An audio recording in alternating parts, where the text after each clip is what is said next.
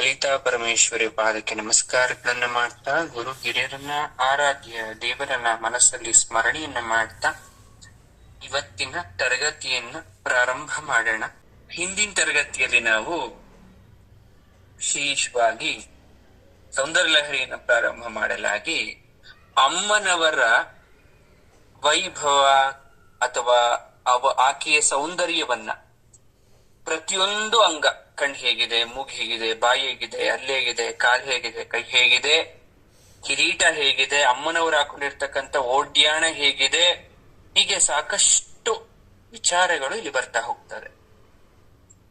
ಮುಂದುವರಿದ ಭಾಗವಾಗಿ 49ನೆಯ ಶ್ಲೋಕದಲ್ಲಿ ಅಮ್ಮನವರ ಕಟಾಕ್ಷದ ಬಗ್ಗೆ ವರ್ಣನೆಯನ್ನ ಕೊಡ್ಲಾಗ್ತದೆ. ಇಲ್ಲಿ ಯಾವ ರೀತಿ ಅಮ್ಮನವರ ಕೃಪೆ, ಕಟಾಕ್ಷ ನಮ್ಮೇಲೆ ಬೀಳ್ತದೆ, ಅಥವಾ ಇನ್ನೂ ಒಂದ್ ರೀತಿಯಲ್ಲಿ ಹೇಳಬೇಕು ಅಂದ್ರೆ ದೃಷ್ಟಿ ವೈಭವ.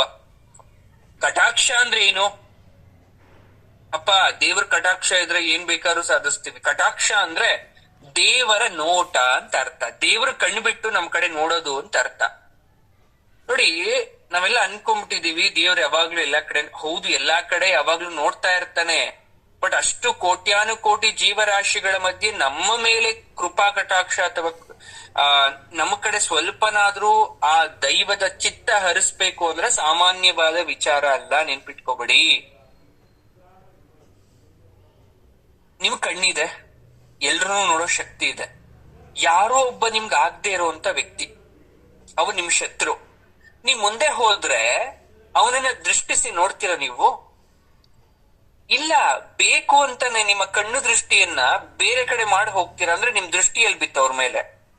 ಹಾಗೆ ನಾವು ಮಾಡ್ತಾ ಇರೋ ಕರ್ಮ ಸರಿಯಾಗಿಲ್ಲ ಅಂದ್ರೆ, ಅಥವಾ ನಮ್ಮ ಪಾಪ ಕರ್ಮ ಬಿದ್ದು ನಾವು ತೊಳಲಾಡ್ತಿದೀವಿ ಅಂದ್ರೆ, ನಾವು ದೇವ್ರ ಮುಂದೆ ನಿಂತಿರೋ ದೇವ್ರು ಹೇಗ್ ನೋಡ್ಲಿಕ್ ಸಾಧ್ಯ ನಮ್ಮನ್ನ?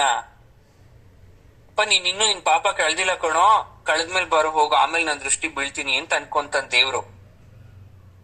ಹೋಗ್ಲಿ, ನೀನ್ ಪಾಪ ಕಳೀದೇ ಇದ್ರು ಪರವಾಗಿಲ್ಲ, ಇಷ್ಟು ಕಷ್ಟ ಪಡ್ತಾ ಇದ್ಯಾ, ಇದರಿಂದ ಪಾರ್ ಮಾಡೋಣ, ನನ್ ದೃಷ್ಟಿ ತೋರ್ಸ್ಬೇಕು. ಆದ್ರೆ ಅಷ್ಟು ನೀನು ಸರಿಯಾದ ದಾರಿಲಿ ಇಲ್ವಲ್ಲ, ನೀನು ಮತ್ತಷ್ಟು ಕರ್ಮಗಳನ್ನ ಮಾಡ್ತಾ ಇದೆಯಲ್ಲ. ಒಂದಿನ ನೆನ್ಪು ಮಾಡ್ಕೊಂಡ್ಲಿಲ್ವಲ್ಲ, ಆರಾಧನೆ ಮಾಡ್ದ ಹೋಗ್ಲಿ. ಸರಿ, ನೀನ್ ಆರಾಧನೆ ಎಲ್ಲ ನನ್ಗೇನು ಬೇಡ, ಆದ್ರೆ ಪ್ರಾಮಾಣಿಕತೆಯಿಂದ ನೀನ್ ನನ್ನನ್ನ ನಿಶ್ಚಲವಾಗಿ ಮನಸ್ಸಲ್ಲಾದ್ರೂ ಭಜಿಸ್ತಾ ಪೂಜಿಸ್ತಾ ನೆನ್ಪು ಮಾಡ್ಕೊಂಡ. ಸಂಕಟ ಬಂದಾಗ ವೆಂಕಟರಮಣ ಅಷ್ಟೇ. ಒಂದು ಮಗು ಹೊಟ್ಟೆ ಹಸಿವಾಗತ್ರೆ ಮಾತ್ರ ತಾಯಿ ಹಾಲು ಕುಡ್ಸೋದು, ಅಂದ್ರೆ ಹಾಲು ಕುಡಿಸ್ಬೇಕು ಅಂತ ಎತ್ಕೊಂತಾಳೆ. ಆ ಮಗು ಚೆನ್ನಾಗಿ ನಗ್ನತ್ತೆ ಆಟಾಡ್ಕೊಂಡಿದ್ರೆ ಹೇಗೆ ಬರುತ್ತೆ? ಹಾಗೆ ಅಲ್ವಾ ನಾವು ಮಕ್ಕಳು, ನಾವ್ ಹತ್ರನೇ ಅಥವಾ ನಮ್ಮ ಕಷ್ಟವನ್ನ ಅಥವಾ ಆಕೆಯನ್ನ ಎಷ್ಟೇ ಕಷ್ಟ ಬಂದ್ರು ಎಡೆಬಿಡದೆ ಪೂಜಿಸಿದ್ರೆ ಮಾತ್ರ ಆಕೆಗೆ ಇಷ್ಟು ಪರಿಪರಿಯಾಗಿ ಬೇಡ್ತಾ ಇದ್ದಾರೆ, ಆರಾಧನೆ ಮಾಡ್ತಾ ಇದ್ದಾರೆ ಅಂತ ನಮಗೂ ಏನಾದ್ರೂ ಕೊಡ್ಲಿಕ್ಕೆ ಸಾಧ್ಯ ತಾಯಿ. ಅರ್ಥ ಆಗ್ತಾ ಇದ್ಯಾ? ಇಲ್ಲಿ ದೇವಿ ಕಟಾಕ್ಷದ ವರ್ಣನೆ, ಅವಳ ದೃಷ್ಟಿಯ ವರ್ಣನೆ ಮಾಡ್ಬೇಕಾದ್ರೆ 49ನೆಯ ಶ್ಲೋಕ ಅಪರೂಪವಾಗಿ ಜಗದ್ಗುರುಗಳು ಅಮ್ಮನವರ ವಿವಿಧವಾದ ದೃಷ್ಟಿ ಬಗ್ಗೆ ಹೇಳ್ತಾ ಹೋಗ್ತಾರೆ.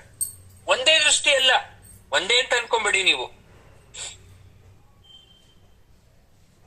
ವಿಶಾಲ, ಕಲ್ಯಾಣಿ, ಅಯೋಧ್ಯ, ಧಾರ, ಮಧುರ, ಭೋಗವತಿ, ಆವಂತಿ, ವಿಜಯ ಅಂತಕ್ಕಂಥ ಮೋಕ್ಷಪುರಗಳಾದ 8 ಪುರಗಳಿವೆ.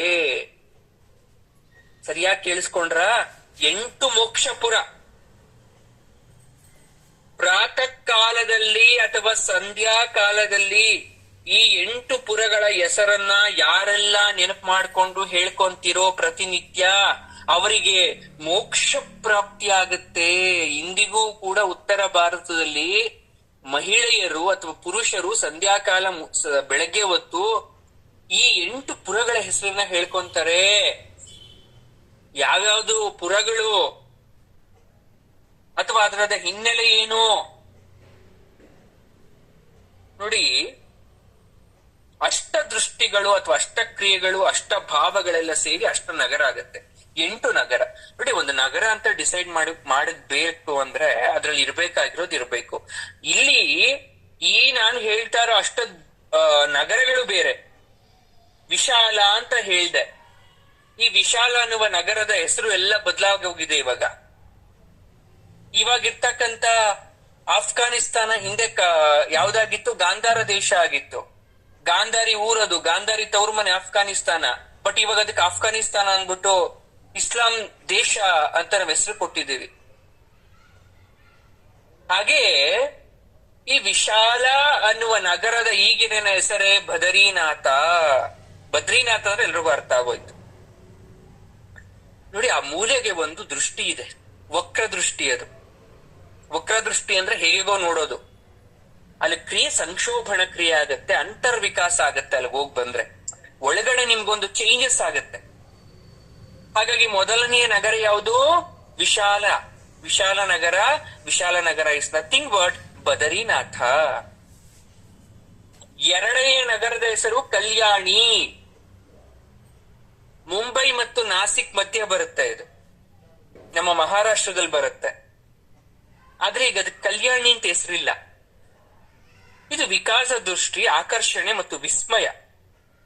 ಇಲ್ಲಿಗೆ ಹೋಗ್ ಬಂದ್ರೆ ಒಂದ್ ರೀತಿಯಾದಂತ ವಿಸ್ಮಯ ಹುಟ್ಟಾಕತ್ತೆ ನಮ್ಮಲ್ಲಿ. ಮೂರನೇದು ಅಯೋಧ್ಯ ನಗರ, ಉತ್ತರ ಪ್ರದೇಶದಲ್ಲಿ ಇದೆ. ನಿಮ್ಮೆಲ್ರಿಗೂ ಗೊತ್ತು. ಇಲ್ಲಿ ಮಂದಹಾಸ, ಏನೋ ಒಂದ್ ರೀತಿ ಸ್ಯಾಟಿಸ್ಫ್ಯಾಕ್ಷನ್, ಮಂದಹಾಸ ಬರುತ್ತೆ ಮುಖದ ಮೇಲೆ. ನಾಲ್ಕನೆಯ ನಗರ ಬಂದು ಧಾರಾ ನಗರ.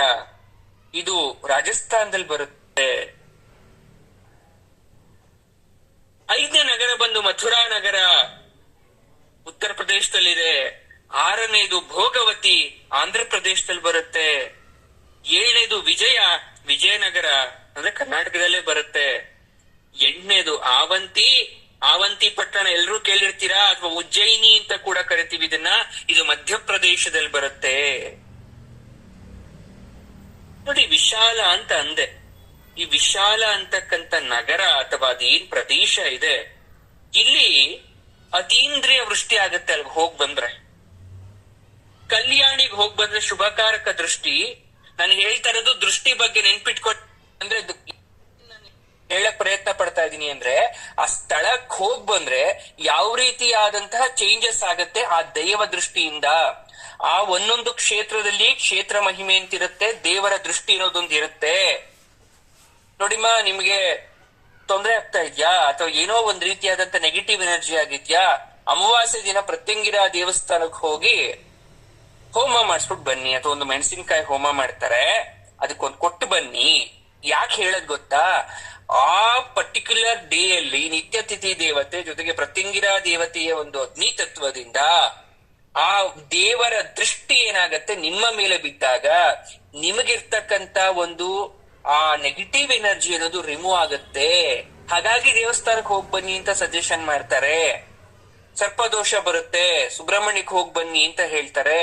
ಕ್ಷೇತ್ರ ಮಹಿಮೆಯಿಂದ ಆ ದೇವರ ಕೃಪಾ ದೃಷ್ಟಿ, ಅಲ್ಲಿರ್ತಕ್ಕಂಥದ್ದು ಶಾಂತಿ ದೃಷ್ಟಿ, ಅದು ನಿಮ್ಮ ಮೇಲೆ ಬಿದ್ದಾಗ ನಿಮಗೆ ಇರ್ತಕ್ಕಂಥ ತೊಂದರೆಗಳಿಂದ ಮುಕ್ತಿಯನ್ನ ಹೊಂದ್ಲಿ ಅನ್ನೋ ಕಾರಣಕ್ಕೆ ಅಲ್ಲಿ ಹೇಳ್ತಾರೆ.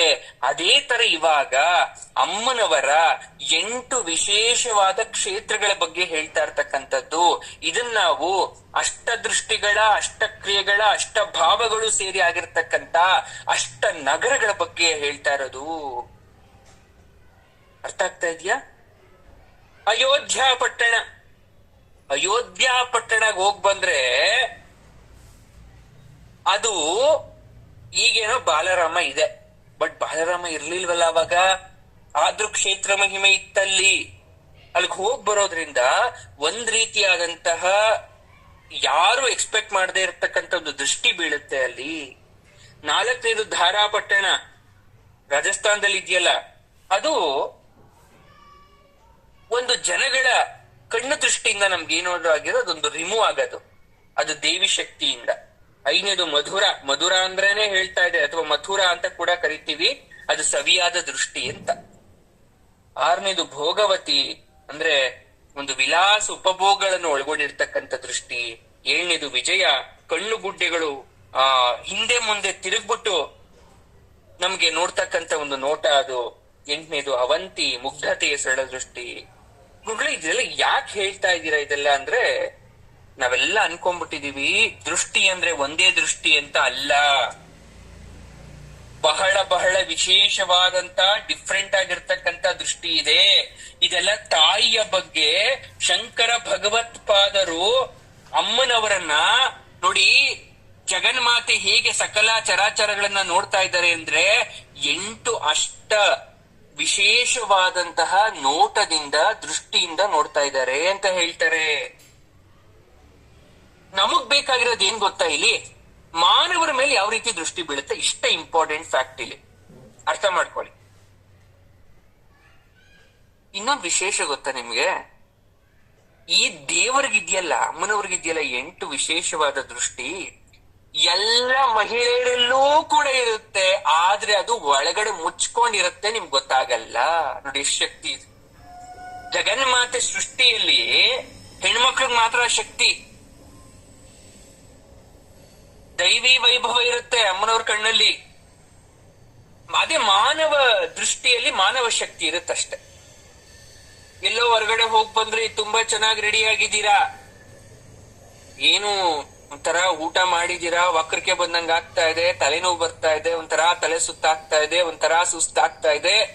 ಅವಾಗ ಹೇಳ್ತಾರೆ ಮನೇಲಿರೋ ದೊಡ್ಡವರು, ದೃಷ್ಟಿ ಆಗ್ಬಿಟ್ಟಿದೆ ನಿನಗೆ, ಅಲ್ಲೆಲ್ಲ ಹೋಗ್ ಬಂದಲ್ಲ, ಚೆನ್ನಾಗಿ ರೆಡಿ ಆಗಿದ್ದಲ್ಲ, ದೃಷ್ಟಿ ಆಗಿದೆ, ದೃಷ್ಟಿ ತಕೋಬೇಕು ಅಂದ್ಬಿಟ್ಟು ಮೆಣಸಿನ್ಕಾಯೋ ಉಪ್ಪೋ ಅಥವಾ ಹಳೆ ಕಾಲದವರು ಆದ್ರೆ ರಸಗುಡಿಸ್ತಕ್ಕಂತ ಹಂಚಿ ಕಡ್ಡಿಯಿಂದನೋ ಅಥವಾ ಮೆಣಸಿಂದನೋ ಅವ್ರವ್ರಿಗೆ ತಿಳಿದ ಮಟ್ಟದಲ್ಲಿ ದೃಷ್ಟಿಯನ್ನ ತೆಗಿಲಿಕ್ಕೆ ಪ್ರಯತ್ನವನ್ನ ಪಡ್ತಾರೆ.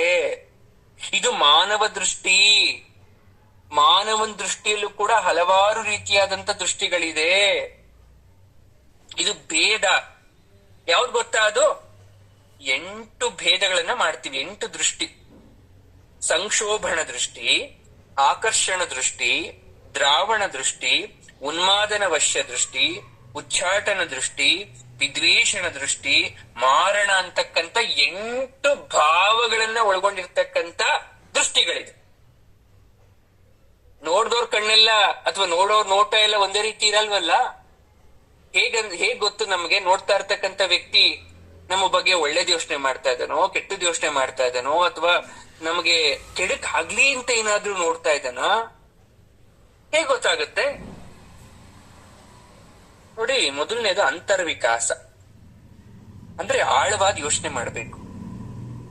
ಈ ಆಳವಾದ ಯೋಚನೆನೇ ವಿಶಾಲ ದೃಷ್ಟಿ ಅಂತಕ್ಕಂಥದ್ದು. ಇದು ಅಮ್ಮನ್ಗಿರ್ತಕ್ಕಂಥ ಒಂದು ದೃಷ್ಟಿ. ಇದೇ ಮುಂದೆ ಸಂಕ್ಷೋಭ್ಯ ದೃಷ್ಟಿಯಾಗಿ ಕನ್ವರ್ಟ್ ಆಗತ್ತೆ. ಎಕ್ಸಾಂಪಲ್ ಮನುಷ್ಯರು ಕೊಡ್ತೀನಿ. ಮುಂಚೆ ನಾನು ಗುಡಿಸ್ಲು ಮನೇಲಿದ್ದೆ. ಗುಡಿಸ್ಲು ಮನೇಲಿ ಇರ್ಬೇಕಾದ್ರೆ ನಾನು ಅನ್ಕೊಂಡೆ, ಒಂದು ಏನಪ್ಪಾ ಗುಡಿಸ್ಲು ಮನೇಲಿ ಇದ್ದೀವಿ, ಯಾವಾಗ್ಲೂ ಏನೋ ಗಾಳಿ ಗಿಳಿ ಬಂದ್ರೆ ಏನ್ ಮಾಡೋದು, ಒಂದು ಹೆಂಚಿನ ಮನೆನಾದ್ರೂ ಕಟ್ಟಿಸ್ಕೊಂಡೆ ಒಂಚೂರು ಭದ್ರವಾಗಿರ್ಬೋದು. ಹೆಂಚಿನ ಮನೆ ಕಟ್ಟಾದ್ಮೇಲೆ ಅನ್ಕೊಂಡೆ, ಏನಪ್ಪಾ ಮಳೆ ಗಿಳೆ ಬಂದಾಗ ಅಲ್ಲಿ ಇಲ್ಲಿ ಸೋರ್ತದೆ, ಒಂಚೂರು ಸೀಟ್ ಹಾಕೊಂಡಿದ್ರೆ ಆಗ್ತಿತ್ತು ಅಂತ ಸೀಟ್ ಮನೆ ಕಟ್ಕೊಂಡ್ವಿ. ಅಯ್ಯೋ ಜೋರಾಗಿ ಕಲ್ಲು ಗಿಲ್ಲೋ ಮರದ ತುಂಡೋ ಬಿದ್ಬಿಟ್ರೆ ಸೀಟ್ ಮುರಿದೋಗ್ಬಿಡುತ್ತೆ. ಒಂದು RCC ಮನೆ ಕಟ್ಕೊಂಡ್ರೆ ಚೆನ್ನಾಗಿರುತ್ತೆ. RCC ಮನೆ ಕಟ್ಟಿದ್ಮೇಲೆ ಇದ್ಯಾಕೋ ಸರಿ ಹೋಗ್ತಾ ಇಲ್ಲ, ಒಂದ್ 5 ಫ್ಲೋರ್ ಕಟ್ಟಬೇಕು, ಕೆಳಗಡೆ ಹತ್ಬಿಟ್ರೆ ಮೇಲ್ಗಡೆ ಲಿಫ್ಟ್ ಅಲ್ಲಿ ಹೋಗಿ ಲಿಫ್ಟ್ ಅಲ್ಲೇ ಬರ್ಬೇಕಂತ ಮನೆ. ಅಂದ್ರೆ ನಾವು ಆಳವಾದ ಯೋಚನೆಯನ್ನ ನಿಲ್ಸೋದೇ ಇಲ್ಲ, ಯೋಚನೆ ಮಾಡ್ತಾನೆ ಇರ್ತೀವಿ. ಇದೊಂದು ದೃಷ್ಟಿ. ಇದನ್ನ ಒಂದು ವೇ ಆಫ್ ಥಿಂಕಿಂಗ್ ಅಂತ ನೀವೇನಂತ ಕರಿತೀರಾ, ಇದನ್ನ ನಾವು ಸಂಕ್ಷೋಭ ದೃಷ್ಟಿ ಅಂತ ಕರಿತೀವಿ. ಮನುಷ್ಯ ಆಸೆಗಳಿಂದ ಭಾರಿ ಭಾರಿಯಾಗಿ ಯೋಚನೆ ಮಾಡ್ತಕ್ಕಂಥದ್ದು. ಇನ್ನೊಂದು ಕಲ್ಯಾಣಿ ದೃಷ್ಟಿ ಅಂತ ಹೇಳ್ದೆ ನಿಮ್ಗೆ ನಾನು. ಇದು ಅತ್ಯಂತ ಆಕರ್ಷಣೀಯವಾದ ದೃಷ್ಟಿ. ಇದು ಒಂಥರ ಅಟ್ರಾಕ್ಷನ್. ನೋಡಿ, ಒಂದು ಹೆಣ್ಣು ಮುಖದ ಮೇಲೆ ನಗು ಇಟ್ಕೊಂಡು ಕಣ್ಣಲ್ಲಿ ಒಂದು ಹೊಳಪು ಕಾಂತಿಯಿಂದ, ಕಣ್ಣಿಗೆ ನಗು ಇದೆ, ಕಣ್ಣುಗಳು ಇದೆ, ಕಣ್ಣಿಗೆ ಬೇಸರ ಇದೆ. ಮುಖವನ್ನ ನೋಡಿ ಹೇಳ್ತೀರಾ ಯಾಕೋ ಬೇಸರ ಮಾಡ್ಕೋಬಿಟ್ಟಿದ್ಯಾ ಅಂತ, ಮುಖವನ್ನ ನೋಡಿ ಹೇಳ್ತೀವಿ. ಏನೋ ಚಿಂತೆ ಮಾಡ್ತಿದ್ಯಾ ಅಂತ ಮುಖವನ್ನ ನೋಡಿ ಹೇಳ್ತೀವಿ. ಏನೋ ಫುಲ್ ಸಂತೋಷವಾಗಿದ್ಯಾ ಇವತ್ತು ಅಂತ. ಹೇಗೆ ಕಣ್ಣಿಲ್ದಿರೋ ವ್ಯಕ್ತಿ ಮುಖ ನೋಡ್ಬಿಟ್ಟು ಹೇಳಿ ನೋಡ್ತೀನಿ, ನೀನ್ ಸಂತೋಷವಾಗಿದ್ದಾನ, ಅವ್ನು ಅಳ್ತಾ ಇದ್ದಾನ, ಅವ್ನು ನಗ್ತಾ ಇದ್ದಾನ ಅಂತ ಕಣ್ಣಿಲ್ದಿರೋ ಇರ್ತಕ್ಕಂಥ ಮುಖವನ್ನ ನೋಡಿ ಹೇಳಕ್ ಆಗಲ್ಲ. ಆ ಮುಖವನ್ನ ನೋಡ್ತಾ ಇದ್ದೀರಾ ಅಂದ್ರೆ ಎಲ್ಲಾ ಭಾಗಗಳಿಗಿಂತ ಅವನ ಕಣ್ಣಲ್ಲಿ ಪ್ರತಿಯೊಂದು ಕಾಣಿಸ್ತಾ ಇರುತ್ತೆ. ಹಾಗಾಗಿ ಈ ಕಲ್ಯಾಣಿ ದೃಷ್ಟಿ ಅಂತಕ್ಕಂಥದ್ದು ಅಟ್ರಾಕ್ಷನ್. ಮೇನ್ ಆಗಿ ಹೆಣ್ಮಕ್ಳಿಗೆ ಹುಬ್ಬು ಮೇಲಕ್ಕೆ ಇರುತ್ತೆ, ಇದನ್ನ ಲಾಸ್ಯ ನಾಟ್ಯದಲ್ಲಿ ಬಳಸ್ತೀವಿ, ಕಲ್ಯಾಣಿ ದೃಷ್ಟಿಯನ್ನ. ಯಾರೆಲ್ಲ ಭರತನಾಟ್ಯ ಮಾಡ್ತಾರಲ್ಲ ಅವ್ರು ಕಲ್ಯಾಣಿ ದೃಷ್ಟಿಯನ್ನ ಬಳಸ್ತಾರೆ. ಅಭಿನಯ ಅದೊಂದು. ಆಹಾ, ಓ ಹಾಗ ಅಂತ ನಾವು ರಿಯಾಕ್ಷನ್ ಕೊಡ್ತಾ ಇರ್ತೀವಲ್ಲ, ಫೇಶಿಯಲ್ ಗೆಸ್ಟರ್ಸ್ ಮಾಡ್ತಾ ಇರ್ತೀವಲ್ಲ, ಮುಖದ ಆಂಗಿಕ ಭಾವನೆಯನ್ನ ತೋರ್ತಾ ಇರ್ತೀವಲ್ಲ, ಆಗ ಕಲ್ಯಾಣಿ ದೃಷ್ಟಿ ನಮಗ್ ಗೊತ್ತಿಲ್ದೇನೆ ಬರುತ್ತೆ ಹೊರಗಡೆ. ಬಲಗೈ ಬೆರಳು ತಗೊಂಡ್ಬಿಡ್ತೀರಾ, ಯಾರಾದ್ರೂ ಏನಾದ್ರು ಹೇಳ್ಬೇಕಾದ್ರೆ ಗಲ್ಲದ ಮೇಲೆ ಇಟ್ಕೊಂಡ್ಬಿಟ್ಟು ವಿಸ್ಮಯವನ್ನ ತೋರಿಸ್ತೀರಾ, ಪ್ರಕಟಿಸ್ತೀರಾ. ಅದೆಲ್ಲ ಯಾವುದು ಅಂದ್ರೆ ಕಲ್ಯಾಣಿ. ಕಲ್ಯಾಣಿ ಇಸ್ ನಥಿಂಗ್ ಬಟ್ ಆಕರ್ಷಣ ದೃಷ್ಟಿ. ಅರ್ಥ ಮಾಡ್ಕೊಳ್ಳಿ, ಇದೆಲ್ಲ ಅಮ್ಮನವ್ರಿಗಿರ್ತಕ್ಕಂಥ ವಿಶೇಷವಾದ ದೃಷ್ಟಿಗಳು. ಯಾವ್ಯಾವ ರೀತಿ ತಾಯಿ ಯಾವ್ಯಾವ ರೀತಿಯಾದಂತ ನೋಟವನ್ನ ಮನುಷ್ಯರ ಮೇಲೆ ಬೀರ್ತಾರೆ, ಸಮಯಕ್ಕೆ ತಕ್ಕಂತೆ ಯಾವ ರೀತಿ ನಮ್ಮ ಮೇಲೆ ನೋಡ್ತಾರೆ. ಮನುಷ್ಯರಿಗೆ ನೀವ್ ಇಷ್ಟ ದಿನ ಅನ್ಕೊಂಡಿರ್ಬೋದು ಮನುಷ್ಯರ ದೃಷ್ಟಿ ಮಾತ್ರ ಬೀಳುತ್ತೆ ಅಂತ. ಇಲ್ಲ, ದೈವ ದೃಷ್ಟಿ ಕೂಡ ಬೀಳುತ್ತೆ, ಪ್ರಾಣಿ ದೃಷ್ಟಿ ಬೀಳುತ್ತೆ, ದೈವ ದೃಷ್ಟಿ ಬೀಳುತ್ತೆ, ಗಾಳಿ ಸೋಂಕುಗಳ ದೃಷ್ಟಿ ಆಗುತ್ತೆ. ಗೊತ್ತಾಯ್ತಾ ನಿಮ್ಗೆ? ದೇವ್ರ ದೃಷ್ಟಿ ತೆಗಿತೀವಿ, ಅದೇ ತರ ದೇವರು ಮನುಷ್ಯರು ನೋಡಿದಾಗೂ ದೃಷ್ಟಿ ಆಗುತ್ತೆ. ಆದ್ರೆ ಎಲ್ಲಾ ಕೇಸಸ್ ಅಲ್ಲಲ್ಲ. ದೇವ್ರು ನೋಡಿ ದೃಷ್ಟಿ ಆಗ್ತಾ ಇದೆ ಅಂದ್ರೆ ಅದು ಎಚ್ಚರಿಕೆ, ನೀನೇನೋ ಮಾಡಿದ್ಯಾ ಅಂತ. ದೇವ್ರು ವಕ್ರ ದೃಷ್ಟಿಯಿಂದ ನೋಡಿದಾಗ ಮನುಷ್ಯರಿಗೆ ಕೆಲವೊಂದಷ್ಟು ಬದಲಾವಣೆ ಆಗ್ಬಿಡುತ್ತೆ. ನಮ್ಮಲ್ಲಿ ಆಸ್ಪತ್ರೆಗೆ ಹೋದ್ರು ಹುಷಾರಾಗ್ತಿರಲ್ಲ, ಏನೋ ಆಗ್ತಿರತ್ತೆ, ಎಲ್ಲ ನಾರ್ಮಲೇ ಬರ್ತಿದೆ, ಬಟ್ ಆದ್ರೂ ಸುಸ್ತು, ಏನೋ ಒಂದ್ ಪ್ರಾಬ್ಲಮ್ ಇರುತ್ತೆ. ಅವಾಗ ದೈವ ದೃಷ್ಟಿ ಅಂತ ಗೊತ್ತಾಗತ್ತೆ. ಆಗ ನಾನೇನೋ ದಿನನಿತ್ಯದಲ್ಲಿ ಮಾಡ್ತಕ್ಕಂಥ ಅಕರ್ಮಗಳನ್ನ ಸರಿ ಮಾಡ್ಕೋಬೇಕು.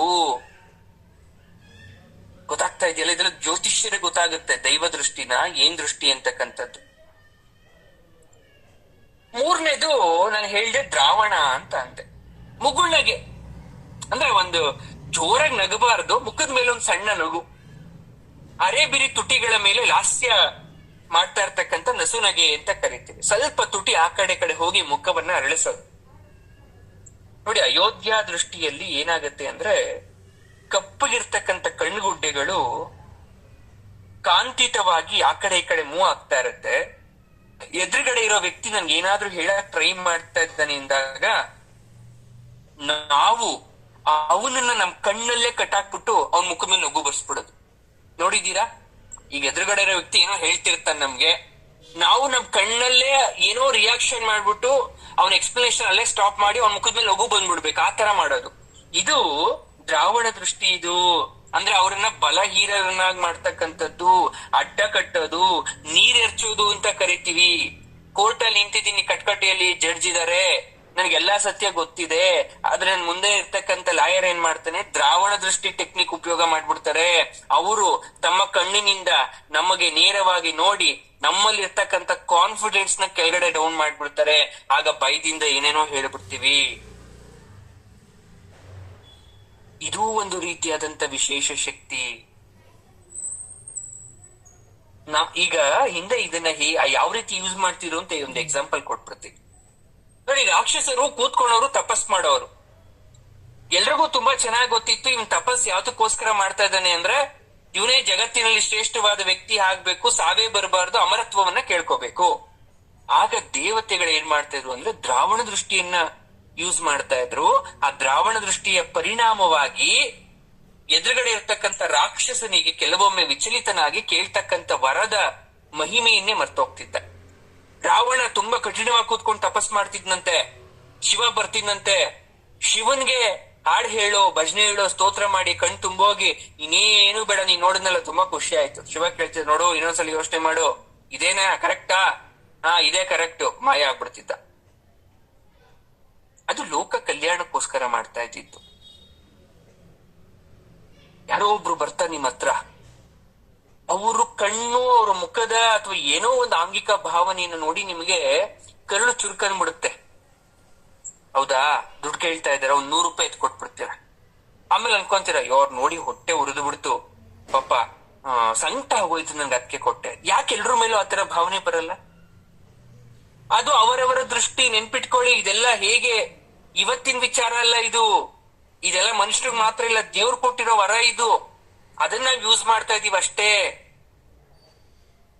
ಇನ್ನೊಂದು ಧಾರಾದೃಷ್ಟಿ ಅಂತ ಹೇಳ್ದೆ. ಆಲಸ್ಯ ಬರೋದು ನಮ್ಮಲ್ಲಿ. ಅಯ್ಯೋ ಬಿಡು ಹೋಗ್ಲಿ, ಮಾಡಿದ್ರಾಯ್ತು, ಕ್ಲಾಸ್ ತಾನೆ, ಹೇಮಂತ್ ಸರ್ ತರ ಯೂಟ್ಯೂಬ್ಗೆ ಹಾಕ್ತಾರೆ ಬಿಡು, ನೋಡ್ಕೊಂಡ್ರೆ ಕೇಳ್ಕೊಂಡ್ರೆ ಆಯ್ತು. ಭ್ರಾಂತಿ ಬರೋ ತರ, ಹುಚ್ಚಿಡಿಯೋ ತರ ಉನ್ಮಾದತೆ ಉಂಟಾಗೋದು ನಮ್ಮಲ್ಲಿ, ನಿರ್ಲಿಪ್ತತೆನು ಅನ್ನೋದು, ಇದೆಲ್ಲ ಧಾರಾದೃಷ್ಟಿ. ಗುರುಗಳೇ ತುಂಬಾ ಚೆನ್ನಾಗಿ ಗೊತ್ತಿದೆ ಗುರುಗಳೇ, ನಮ್ಮ ಮಗ ಅದ್ ಯಾರ ಕಣ್ಣು ಬಿತ್ತೋ ಏನೋ ಗೊತ್ತಿಲ್ಲ, ತುಂಬಾ ಲೇಸಿ ಆಗ್ಬಿಟ್ಟಿದೆ, ತುಂಬಾ ಸೋಂಬೇರಿ ಆಗ್ಬಿಟ್ಟಿದೆ. ಯಾಕೆ ಅಂತ ಗೊತ್ತಿಲ್ಲ. ಏನು ಮಂಕ್ ಗರ ಬಡ್ದವನ ಕೂತಿರ್ತಾನೆ, ಮಂಕ್ ಹಿಡಿದು ಬಿಟ್ಟಿದೆ ಅವನ್ಗೆ. ಕೇಳಿಸ್ಕೊಂಡಿರ್ತೀರಾ? ಅವ್ರಿಗೆಲ್ಲ ಧಾರಾದೃಷ್ಟಿ ಪ್ರಭಾವ. ಬುದ್ಧಿ ಇರುತ್ತೆ, ಆದ್ರೆ ಹೀನ ಆಗ್ಬಿಟ್ಟಿದೆ ಅವ್ರಿಗೆ. ಹೋದ್ರೆ ಹೋಗ್ಲಿ, ಬಂದ್ರೆ ಬರ್ಲಿ ಅನ್ನೋ ಭಾವನೆ, ಅದು ಉನ್ಮಾದನ ದೃಷ್ಟಿ ಆವರಿಸ್ಕೊಂಡ್ಬಿಟ್ಟಿರುತ್ತೆ ಅವರಲ್ಲಿ. ನೆಕ್ಸ್ಟ್ ಮಧುರಾ ದೃಷ್ಟಿ. ಕಣ್ಣು ಚಂಚಲ ಆಗುತ್ತೆ, ವಕ್ರ ದೃಷ್ಟಿಯಿಂದ ಕಣ್ಣುಗಳನ್ನ ಚಕ್ರದಂತೆ ತಿರುಗಿಸ್ತಕ್ಕಂಥದ್ದು, ರೆಪ್ಪೆ ಪದೇ ಪದೇ ಬಡಿತಾ ಇರ್ತಕ್ಕಂಥದ್ದು. ಎದುರುಗಡೆ ಇರೋ ವ್ಯಕ್ತಿಗೆ ಅಯ್ಯೋ ಇವ್ರು ತುಂಬಾ ಒಳ್ಳೆಯವರು, ಏನೂ ಮಾಡೇ ಇಲ್ಲ ಅನ್ನೋ ತರ ಫೀಲ್ ಬರ್ಸೋದು. ಹೌದಾ, ಹೀಗಾಯ್ತಾ? ಅವ್ರ ರೆಪ್ಪೆ ಬಡಿಯೋದು, ಅವ್ರ ಮುಗ್ಧತೆ ನೋಡಿ, ಇವ್ರು ತಪ್ಪೇ ಮಾಡಿಲ್ಲ, ಅವ್ರು ಈ ತರ ಮಾತೇ ಹೇಳಿಲ್ಲ, ಇವ್ರಲ್ವಂತೆ ಇದ್ ಮಾಡಿರೋದು. ಅವ್ನು ನೋಡಿದ್ರೆ ಗೊತ್ತಾಗ್ಬಿಡುತ್ತೆ ನಮ್ಗೆ. ಅಂದ್ರೆ ಎದುರುಗಡೆ ವ್ಯಕ್ತಿನ ವಶಪಡಿಸ್ಕೊಂಡ್ಬಿಡೋದು ಮಧುರಾ ದೃಷ್ಟಿ ಅಂದ್ರೆ. ಕೃಷ್ಣಂಗಿತ್ತಿ ಕಲೆ, ಅದಕ್ಕೆ ಮಧುರಾ ದೃಷ್ಟಿ ಅಥವಾ ಮಧುರಾ ದೃಷ್ಟಿ ಅಂತ ಕರಿತೀವಿ. ಅವನು ಇಷ್ಟೇ ತಪ್ಪು ಮಾಡಿದ್ರು ಕೃಷ್ಣ, ಯಶೋದೆ ಮುಂದೆ ಕಣ್ಣನ್ನ ಮಧುರಾ ದೃಷ್ಟಿಯನ್ನ ಬೀರಿದ ತಕ್ಷಣ ಯಶೋದೆಗೆ ಅನಿಸ್ತಿತ್ತು ನನ್ ಮಗ ತಪ್ಪೇ ಮಾಡಿಲ್ಲ ಅಂತ. ಇದನ್ನ ವಶೀಕರಣಕ್ಕೋಸ್ಕರ ಉಪಯೋಗ ಮಾಡ್ತಕ್ಕಂಥದ್ದು. ಮನಸ್ಸಲ್ಲಿ ಬೆಟ್ಟದಷ್ಟು ಕಪಟತೆ ಇರುತ್ತೆ, ಆದ್ರೆ ಯಾರಿಗೂ ಕಾಣ್ದಿರೋ ತರ ಕಣ್ಣಲ್ಲಿ ಆಂಗಿಕ ಭಾವನೆಯನ್ನ ನೀಡಿ ತೋರಿಸಿ ನಾಟಕ ಆಡ್ತಾ ಇರ್ತಾರೆ. ಇದು ಮಧುರ ಅಥವಾ ಮಧುರಾ ದೃಷ್ಟಿ ಅಂತ ಕರಿತೀವಿ. ನೆಕ್ಸ್ಟ್ ಭೋಗವತಿ. ಏನು ಮೋಹ ತುಂಬಿದ ನಗು ಕಣ್ಣುಗಳಲ್ಲಿ ಹೊಳಿತಾ ಇರುತ್ತೆ. ಕಣ್ಣು ನೋಡಿದ ತಕ್ಷಣ ಬ್ರೈಟ್ ಆಗಿರುತ್ತೆ, ನಗ್ತಾ ಇದ್ದಾರೆ, ಕಣ್ಣಲ್ಲಿ ನಗ್ತಾ ಇದ್ದಾರೆ, ಕಣ್ಣಲ್ಲೇ ಸ್ನೇಹ ಭಾವ. ಸ್ಟ್ರೇಂಜರ್ ಅವ್ರು, ಯಾವತ್ತೂ ನೀವು ನೋಡೇ ಇಲ್ಲ, ಅನಾಮಧೇಯ ವ್ಯಕ್ತಿಯವರು. ನಿಮ್ಗೆ ಮಾತಾಡ್ಬೇಕು ಅಂತ ಅನಿಸ್ತಾ ಇದೆ ಆ ವ್ಯಕ್ತಿ ನೋಡ್ತಾ ಇದ್ರೆ. ಅವ್ರ ಮುಖದ ಮೇಲಿರೋ ಆ ಕಣ್ಣು, ಆ ನಗು, ಕಣ್ಣಲ್ಲೇ ಏನೋ ಒಂಥರ ನಗು ನೋಡಿ ಮಾತಾಡ್ಬೇಕು ಅನಿಸ್ತಿದೆ, ಒಂಥರ ಅಪಾರ ಪ್ರೇಮ ನಿಮ್ ಬರ್ತಾ ಇದೆ. ಈ ಭೋಗವತಿ ಅಂತಕ್ಕಂಥದ್ದು ಕಣ್ಣುಗಳಲ್ಲೇ ಮಾತಾಡೋದು, ಭಾವನೆ ತೋರ್ಸೋದು, ಸ್ನೇಹ ಮಾಡೋದು, ವಾತ್ಸಲ್ಯ ತೋರ್ಸೋದು, ಪ್ರೇಮ, ಕಾಮ, ಕೋರಿಕೆ, ಸಹಾನುಭೂತಿ ಯಾವ ರೀತಿ ಬೇಕಾದ್ರೂ ಆಗಿರ್ಬೋದು, ಎಲ್ಲ ಅಪ್ಲಿಕೇಬಲ್ ಆಗತ್ತೆ ಇದಕ್ಕೆ. ಅದನ್ನು ಭೋಗವತಿ ಅಂತ ಕರಿತೀವಿ. ಯೂಶಲಿ ಮಂತ್ರಾಚ್ಚಾಟನೆ ಅಥವಾ ಮಾಟ ಮಂತ್ರ ಅಂತ ಏನ್ ಕರಿತೀರ, ಓ ಗುರುಗಳೇ ವಶೀಕರಣ ಮಾಡ್ಕೊಬಿಟ್ಟಿದ್ದಾರೆ. ಅವ್ನ್ ಕೂತ್ಕೋ ಅಂದ್ರೆ ಕೂತ್ಕೊಂತಿದ್ದ, ನಿಂತ್ಕೋ ಅಂದ್ರೆ ನಿಂತ್ಕೊಂತಿದ್ದ. ಅವ್ನ್ ನೋಡಿದ್ದಷ್ಟೇ ಕಣ್ಣಲ್ಲಿ ಭೋಗವತಿ ವಿದ್ಯೆ ಮಾಡಿ ಅವನನ್ನ ಸೆಳೆತ ಮಾಡ್ಕೊಂಡ್ಬಿಟ್ಟಿದ್ದಾರೆ ಅಂತ ಹೇಳ್ತಾರೆ. ಬಟ್ ಈಗೆಲ್ಲ ಅಷ್ಟು ಲೆವೆಲ್ ಅಲ್ಲಿ ಯಾರೂ ಇದನ್ನ ಸಿದ್ಧಿಸ್ಕೊಂಡಿಲ್ಲ. ಆ ಭಯ ಬೇಡ ನಮಗೆ. ಆದ್ರೆ ಇದರ ಒಂದು ಅರ್ಥ ಏನು ಅಂತ ಅನ್ಕೊಳ್ಳಿ. ಕಣ್ಣಲ್ಲಿ ಮಾತಾಡೋದು, ಕಣ್ಣಲ್ಲೇ ಬದಲಾವಣೆ ಮಾಡ್ತಕ್ಕಂಥದ್ದು, ಇದು ನಾವು ಭೋಗವತಿ ಅಂತ ಕರಿತೀವಿ. ನೆಕ್ಸ್ಟ್ ಚೆನ್ನಾಗಿದೆ ದೃಷ್ಟಿ ಅಂತಕ್ಕಂಥದ್ದು. ಇನ್ನೊಂದು ಹೇಳ್ತೀವಿ, ನೆನ್ಪಿಟ್ಕೊಂಬಿಡಿ. ಸರ್ವೇಂದ್ರಿಯಾಣಂ ನಯನಂ ಪ್ರಧಾನಂ ಅಂತ ಮಾತು ಪ್ರತಿಯೊಬ್ಬರಿಗೂ ಗೊತ್ತಿದೆ, ಕರೆಕ್ಟಾ? ದೇಹದಲ್ಲಿರುವ ಎಲ್ಲ ಅಂಗಾಂಗಗಳಿಗಿಂತ ಶ್ರೇಷ್ಠವಾದ ಅಂಗ ಅದು ನಯನ. ಸರ್ವೇಂದ್ರಿಯಾಣಂ ನಯನಂ ಪ್ರಧಾನಂ. ನೋಡಿ, ಒಂದು ಅವಿಭಕ್ತ ಕುಟುಂಬದ ಒಂದು ಹೆಣ್ಣು ಮಗುವಿಗೆ ಹಾಲು ಕೊಡಿಸ್ಬೇಕು ಅಂತ ಕೂತ್ಕೊಂಡಿದ್ದಾಳೆ. ತಾಯಿ ಬಾಣಂತಿ, ಒಂದು ಮಗು ಇದೆ, ಮಗುಗೆ ಒಂದು ಹಾಲು ಕೊಡ್ಬೇಕು. ಮಗು ಮೇಲೆ ಎಷ್ಟು ಪ್ರೀತಿ ಅಂದ್ರೆ ತಾಯಿಗೆ, ತನ್ನ ಮಗು ನೋಡಿ ತಾನೇ ಗರ್ವ. ಅಯ್ಯೋ ಎಷ್ಟ್ ಚೆನ್ನಾಗಿದೆ ಮಗು, ಅಯ್ಯೋ ನನ್ ಮಗು ಎಷ್ಟು ಮುದ್ದಾಗಿದೆ, ಆ ಕಣ್ಣು ನೋಡು, ಆ ಬಣ್ಣ ನೋಡು, ಆ ಕಾಲ್ ನೋಡು, ಪುಟ್ ಕಾಲ್, ಕೈ ನೋಡು. ತಾಯಿ ನೋಡ್ತಾ ಇದ್ದಾಳೆ, ಮಗು ಹಾಲು ಕುಡಿತಿದೆ, ವಾತ್ಸಲ್ಯ ದೃಷ್ಟಿ. ಆ ಸಮಯದಲ್ಲಿ ಆ ಕಡೆಯಿಂದ ಅತ್ತೆ ಬರ್ತಾರೆ, ಏನೋ ಕೆಲಸ ಮಾಡ್ತಾ ಇದ್ದಾಳೆ ಅತ್ತೆ. ಸೊಸೆ ನೋಡ್ತಾಳೆ, ಆ ಮಗು ಹಾಲು ಕುಡಿತಿದೆ, ಜೋರಾಗಿ ಮಾತಾಡಂಗಿಲ್ಲ. ಆ ಕಣ್ಣಲ್ಲಿ ಅತ್ತೆ ಸನ್ನೆ ಮಾಡ್ತಾಳೆ ಹೆಣ್ಣು, ಅತ್ತೆ ಆ ಕೆಲಸ ಮಾಡ್ಬೇಡಿ, ಮಗುಗ್ ಹಾಲು ಕುಡಿಸ್ತಾನೆ ಬಂದ್ ಮಾಡ್ತೀನಿ ಅಂತ. ಆ ಕಣ್ಣು ನೋಡ್ದಲೆ ಅರ್ಥ ಆಗೋಯ್ತು ಅತ್ತೆಗೆ, ಓ ಸೊಸೆ ಈ ತರ ಇನ್ಸ್ಟ್ರಕ್ಷನ್ಸ್ ಕೊಡ್ತಾ ಇದಾರೆ ಅಂತ. ಅಷ್ಟರಲ್ಲಿ ಮಾವ ಬರ್ತಾನೆ. ಆ ಮಾವನ್ನ ನೋಡಿ ಗೌರವದಿಂದ ಕಣ್ರೆಪ್ಪೆ ಆಡಿಸ್ತಾಳೆ ಸೊಸೆ. ಈಗ ಬಂದ್ರ ನಮಸ್ಕಾರ ಅಂತ, ಕಣ್ಣಲ್ಲೇ ನಮಸ್ಕಾರ. ಅಷ್ಟ್ರಲ್ಲಿ ಗಂಡ ಬರ್ತಾನೆ. ಎಲ್ಲರೂ ಇದಾರೆ, ಗಂಡ ಏನೋ ಹೇಳ್ಬೇಕು, ಹೆಂಡತಿ ಹೇಳ್ತಾಳೆ ಸುತ್ತ ಹಿಂಗ್ ರೆಪ್ಪೆ ತಿರ್ಗಿಸ್ಬಿಟ್ಟು ಎಲ್ರೂ ಇದಾರೆ, ಇವಾಗ ಬೇಡ ರೂಮ್ ಒಳಗಡೆ ಬಂದು ಹೇಳು ಅಂತ. ಒಂದ್ ಮಗು ಕೊಟ್ಬಿಟ್ಟು ಹೇಳ್ಬಿಡ್ತಾಳೆ. ಮಗುವಿಗೆ ಹಾಲ್ ಕುಡಿಸ್ತಾನೆ ಆಕೆ, ಇಡೀ ಮನೆಯವ್ರ ಜೊತೆ ಕೇವಲ ಕಣ್ಣಿನಿಂದನೇ ಎಲ್ಲರ ಮಾತನ್ನ ಅರ್ಥ ಮಾಡ್ಕೊಂಡು ಇವಳು ಹೇಳ್ದಂತ ಮಾತು ಪ್ರತಿಯೊಬ್ಬರಿಗೂ ಅರ್ಥ ಆಗೋಯ್ತು ಅಂದ್ರೆ ಏನ್ ಅರ್ಥ? ಇರೋದು ಕಣ್ಣು ಎರಡೇ, ಆದ್ರೆ ಅದನ್ನೇ ನಾವು ದೃಷ್ಟಿ ಭೇದನ ಅಂತ ಕರೀತೀವಿ. ಈಗ ಅರ್ಥ ಆಗ್ತಾ ಇದ್ದೆ ನಿಮ್ಗೆ? ಇದು ನಾವು ದೃಷ್ಟಿ ಭೇದನ ಅಂತ ಕರಿತೀವಿ. ಕಣ್ಣುಗಳಿಲ್ಲರ್ತಕ್ಕಂಥ ನೋಟ, ದೃಷ್ಟಿ ಇಲ್ದೇ ಇರ್ತಕ್ಕಂಥದ್ದು ದೊಡ್ಡ ಬಹಳ ಕಠಿಣವಾದಂತು ಜಗತ್ತಲ್ಲಿ. ಕಣ್ಣುಗಳು ಮಾತಾಡತ್ತೆ, ಕಣ್ಗಳು ನಗುತ್ತೆ, ಕಣ್ಗಳು ಎಚ್ಚರಿಕೆ ನೀಡುತ್ತೆ, ಕಣ್ಗಳು ಭಯ ಪಡುತ್ತೆ, ಕಣ್ಗಳು ಗೆಲ್ಲುತ್ತೆ, ಕಣ್ಗಳು ನೀರ್ ಸುರಿಸುತ್ತೆ, ಕಣ್ಗಳು ಸಹಾನುಭೂತಿ ತೋರಿಸುತ್ತೆ, ಸಾಂತ್ವನ ಕೂರಿಸ್ತವೆ, ಕರುಣೆಯನ್ನ ತೋರಿಸ್ತವೆ, ದುಃಖ ಪಡ್ತವೆ, ಎಷ್ಟೋ ಭಾವ ಹೇಳ್ತವೆ. ಕಣ್ಣುಗಳಲ್ಲಿನ ದೃಷ್ಟಿಗಳು ಅಲ್ಲವೇ? ಇದು ನಾವು ಉಚ್ಚಾಟನೆ ಅನ್ನೋದು. ಈಗ ಅರ್ಥ ಆಯ್ತು? ಉಚ್ಚಾಟನೆ ಅಂದ್ರೆ ಒಂದೇ ಕಣ್ಣಿಟ್ಕೊಂಡು ವಿಧ ವಿಧವಾಗಿ ಏಕಕಾಲದಲ್ಲಿ ಎಲ್ಲರ ಭಾವನೆಯನ್ನ ಅರ್ಥ ಮಾಡ್ಕೊಂಡು ಅದಕ್ಕೆ ಉತ್ತರ ಕೊಡೋದು. ಈಗ ಆವಂತಿ. ಏನ್ ಆವಂತಿ ಅಂದ್ರೆ ಅತಿ ಮುಗ್ಧವಾಗಿರ್ತಕ್ಕಂಥದ್ದು, ಕೋಮಲವಾಗಿರ್ತಕ್ಕಂಥದ್ದು, ನಿಷ್ಕಪಟವಾಗಿರ್ತಕ್ಕಂಥ ದೃಷ್ಟಿನೇ ಆವಂತಿ. ತುಂಬಾ ಶ್ರೇಷ್ಠ, ಎಲ್ರಿಗೂ ಇಷ್ಟ ಇದೆ. ಇದನ್ ಕನ್ಯಾ ದೃಷ್ಟಿ ಅಂತಾನು ಕರೀತಾರೆ ಕೆಲವೊಬ್ರು. ಯಾಕೆ ಗೊತ್ತಾ? 16 ವರ್ಷಕ್ಕೆ ಅಂದ್ರೆ 16 ವರ್ಷ ಕನ್ಯಾ ಅಂತ ಕರಿತೀವಿ. ಒಂದ್ ಹೆಣ್ಣು 16 ವರ್ಷಕ್ಕೆ ಮುಗ್ಧೆಯಾಗಿರ್ತಾಳಂತೆ. ಅವಳು ಹೆಣ್ತನವನ್ನ ಅನುಭವಿಸುವ ವಯಸ್ಸು. ಬಾಲ್ಯ ಚಪಲವನ್ನ ಇನ್ನು ಬಿಡಕ್ಕಾಗದೆ ಇರ್ತಕ್ಕಂಥ ಚಂಚಲತೆ ಇರುತ್ತೆ ಅವಾಗ. 16 ವರ್ಷ ಆಗಿದೆ, ಕತ್ತೆ ವಯಸ್ಸಾಯ್ತು, ಈಗ್ಲೂ ಆಟ ಆಡ್ತೀಯ ನೀನು ಅಂತ ಬೈತಾರ ಮನೇಲಿ. ಈಗ್ಲೂ ನೀನ್ ಚಿಕ್ಕ ಮಕ್ಳ ತರ ಅದನ್ನೆಲ್ಲ ತಿಂತೆ, 1 ರೂಪಾಯಿ 2 ರೂಪಾಯಿದ ಅಂಗಡಿ ಐಟಮ್ ಅಂತಾರೆ. ಅದು ಬಾಲ್ಯ ಚಪಲತೆಯನ್ನು ಬಿಡದಂತ ವಯಸ್ಸು. ಪ್ರಪಂಚದಲ್ಲಿ ಇರೋದೆಲ್ಲ ಇವತ್ತೇ ತಿಳ್ಕೊಂಡ್ಬಿಡ್ಬೇಕು ಅನ್ನೋ ಆಸೆ, ಆತ್ರ. ಎದುರುಗಡೆ ಇರೋರು ಮೋಸ ಮಾಡ್ತಾ ಇದಾರ, ನಿಜವಾಗ್ಲೂ ಪ್ರೀತಿ ಮಾಡ್ತಾ ಇದಾರ, ಪ್ರೀತಿ ಮಾಡ್ತಾ ಇಲ್ವಾ ಅನ್ನುವಂತ ಅಮಾಯಕತ್ವ ಇರುತ್ತೆ ಆ ವಯಸ್ಸಲ್ಲಿ. ಯೌವನಾರಂಭದಲ್ಲಿ ಪ್ರಕೃತಿ ಸಹಜವಾಗಿ ಹೃದಯದಲ್ಲಿ ಉಂಟಾಗ್ತಕ್ಕಂಥ ವಿಚಿತ್ರ ಭಾವಸ್ಪಂದನೆ 108 ಪ್ರಶ್ನೆ ಹುಟ್ಟಾಕತ್ತೆ.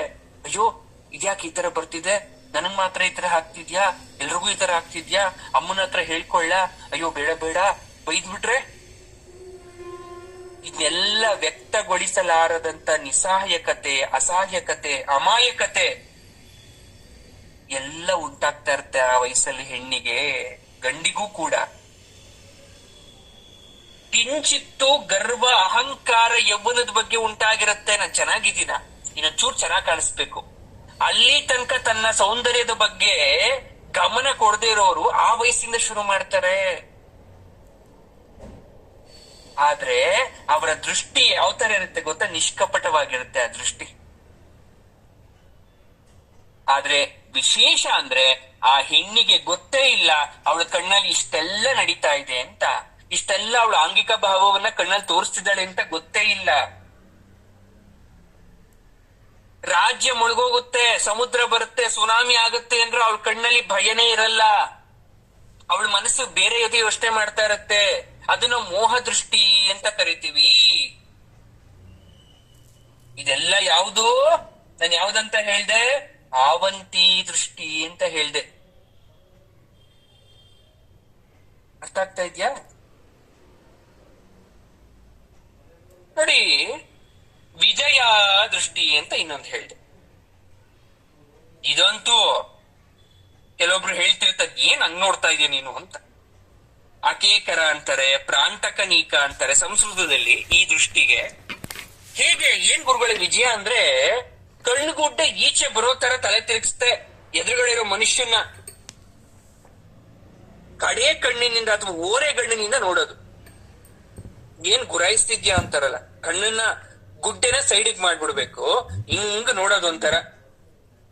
ಓರೆಗಣ್ಣು ನೋಟ ಅಥವಾ ಮಾರಣ ಹೋಮಗಳನ್ನು ಮಾಡ್ತಕ್ಕಂಥ ನೋಟ ಅಂತ ಕರಿತೀವಿ. ಅಮೋಘ ಶಕ್ತಿಯುಳ್ಳ ದೃಷ್ಟಿ. ಇದು ಎಲ್ರಿಗೂ ಆಗಲ್ಲ ಆತರ ತುಂಬಾ ಶಾರ್ಪ್ ಆಗಿ ನೋಡಕ್ಕೆ. ಇದು ಅಮ್ಮನವ್ರಿಗಿರುತ್ತೆ. ಇದೆಲ್ಲ ದೈವಿ ದೃಷ್ಟಿಗಳು. ಇದು ಹೆಣ್ಮಕ್ಳಿಗೆ ಮಾತ್ರ ಯಾಕೆ ಮೆನ್ಷನ್ ಮಾಡ್ತಾ ಇದೀನಿ ಅಂದ್ರೆ, ಪುರುಷರಲ್ಲಿ ಇವೆಲ್ಲ ಇದ್ರೂ ಕೂಡ ಇದ್ಯಾವ್ದು ಎಫೆಕ್ಟ್ ಕೊಡಲ್ಲ.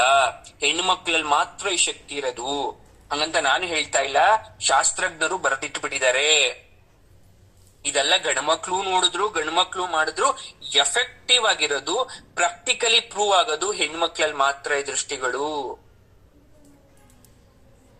ಇವಾಗ ಸತ್ಯ ಹೇಳ್ತೀನಿ ಕೇಳಿಸ್ಕೊಡಿ.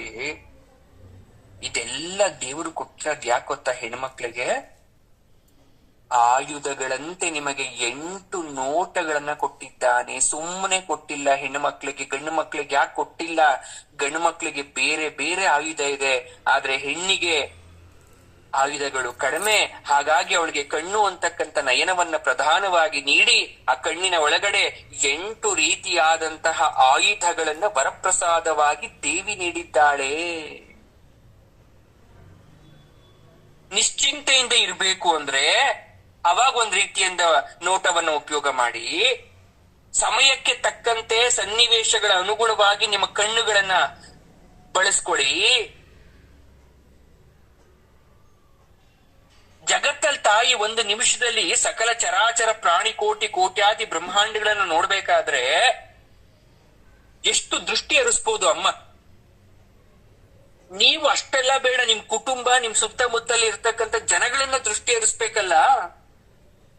ಹಾಗಾಗಿ ನಿಮ್ಗ ತಾಯಿ ಶಕ್ತಿ ಕೊಟ್ಲು.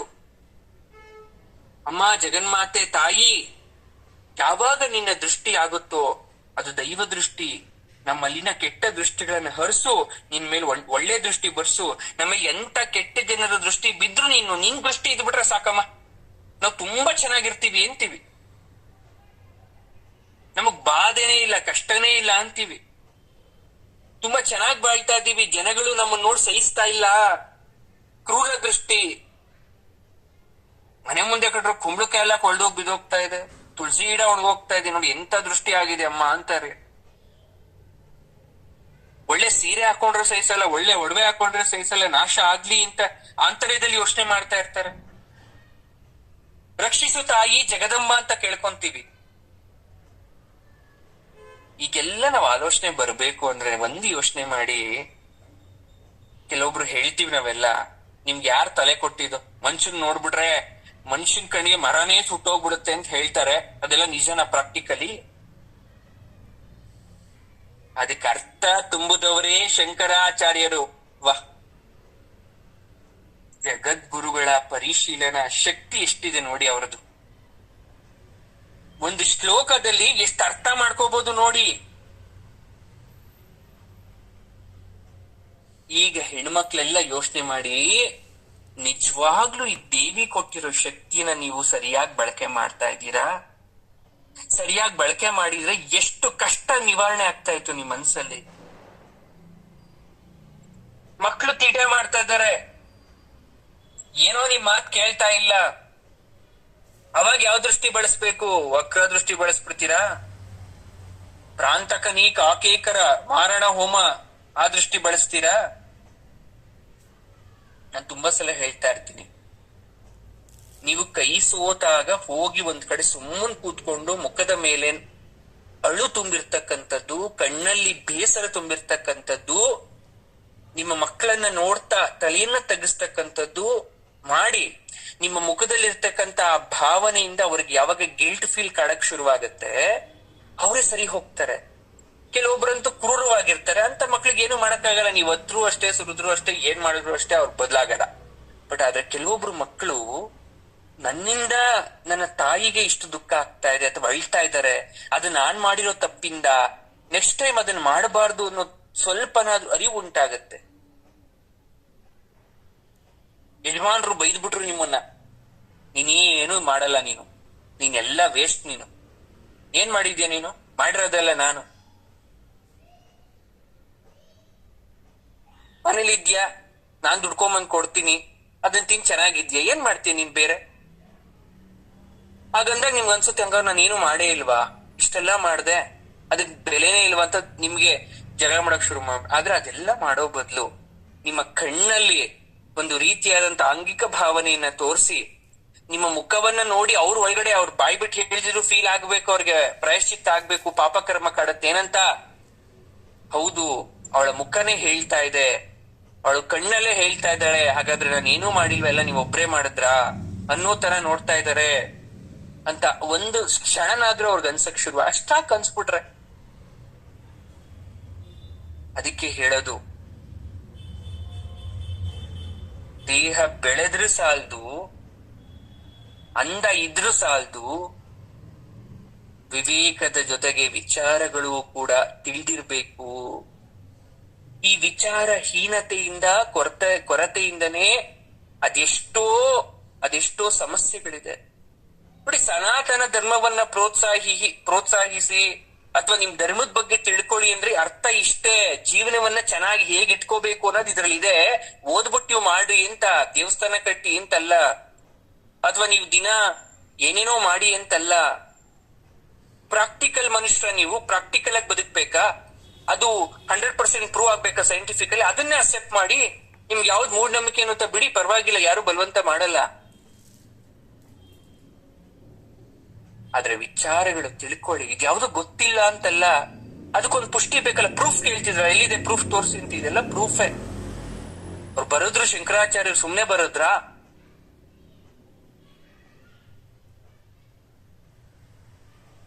ಇನ್ನೊಂದು ವಿಚಾರ ಹೇಳ್ಬೇಕು ನಿಮ್ಗೆ. ಏನ್ ಗೊತ್ತಾ, ಶಂಕರಾಚಾರ್ಯರು ಕೈಲಾಸದಿಂದ ಈಶ್ವರವಾಣಿ ಆಗತ್ತೆ. ಕೈಲಾಸದಿಂದ ಈಶ್ವರವಾಣಿ ಆದಾಗ ಹೋಗ್ತಾರೆ, ಸೌಂದರ್ಯ ಲಹರಿಯನ್ನ ಈಶ್ವರನಿಂದ ಪಡ್ಕೊಂತಾರೆ ತಾಳೆಗರಿಗಳ ಮೇಲೆ. ಕರಡು ಪ್ರತಿ ಬರೆದುಕೊಂಡು ಕೈಲಾಸದಿಂದ ಹಿಂತಿರುಗ್ಬೇಕಾದ್ರೆ ಈಶ್ವರನ ಅಮ್ಮನವರ ಅಪ್ಪಣೆ ಕೇಳ್ತಾರೆ ಶಂಕರಾಚಾರ್ಯರು. ಆಮೇಲೆ ನಂದಿ ಘರ್ಷಣೆಗಿಳಿತಾನೆ. ವಿಚಾರ ಎಲ್ರಿಗೂ ಗೊತ್ತು. ಚಲ್ಲಾಪಿಲ್ಲಿಯಾಗಿ ತಾಳೆ ಪತ್ರಗಳೆಲ್ಲ ಬಿದ್ದೋಗುತ್ತೆ, ನಂದಿಗೆ ಇಷ್ಟ ಆಗಲ್ಲ. ಜಗತಾಫ್ ಪಿತರುಗಳು ಪಾರ್ವತಿ ಪರಮೇಶ್ವರರು ಕೊಟ್ಟುಬಿಟ್ರು ತಾಳೆಗರಿಗಳನ್ನ, ಶ್ಲೋಕಗಳನ್ನ ಕೊಟ್ರು, ವಿಶೇಷವಾದ ಶ್ಲೋಕಗಳನ್ನ. ನಂದಿಗೆ ಇಷ್ಟ ಆಗ್ಲಿಲ್ಲ, ಘರ್ಷಣೆ ಮಾಡ್ತಾನೆ. ತಾಳೆ ಪತ್ರಗಳೆಲ್ಲ ಕೆಳಗಡೆ ಬಿದ್ದೋಯ್ತು, ಕೆಲವೊಂದನ್ನ ಮಾತ್ರ ಆರಿಸ್ಕೊಂತಾರೆ. ಆಚಾರ್ಯರು ಭೂಲೋಕಕ್ಕೆ ಬಂದ್ಬಿಡ್ತಾರೆ. ಆಚಾರ್ಯರು ಅಂದ್ರೆ ಯಾರು? ಶಂಕರಾಚಾರ್ಯರು. ಕೂತ್ಕೊಂತಾರೆ, ಸೌಂದರ್ಯ ಲಹರಿ ಬರಿಬೇಕು ನಾನು ಅಂತ. ಆ ಬರಿಬೇಕು ಅಂತ ಕೂತ್ಕೊಂಡಾಗ ವಿಘ್ನೇಶ್ವರನನ್ನ ಪ್ರಾರ್ಥನೆ ಮಾಡ್ತಾರೆ ಫಸ್ಟ್. ಯಾಕಂದ್ರೆ ಯಾವುದೇ ಕೆಲಸವನ್ನ ಮಾಡಕ್ಕಿಂತ ಮುಂಚೆ ವಿಘ್ನೇಶ್ವರನ್ನ ಪ್ರಾರ್ಥನೆ ಮಾಡ್ಬೇಕು.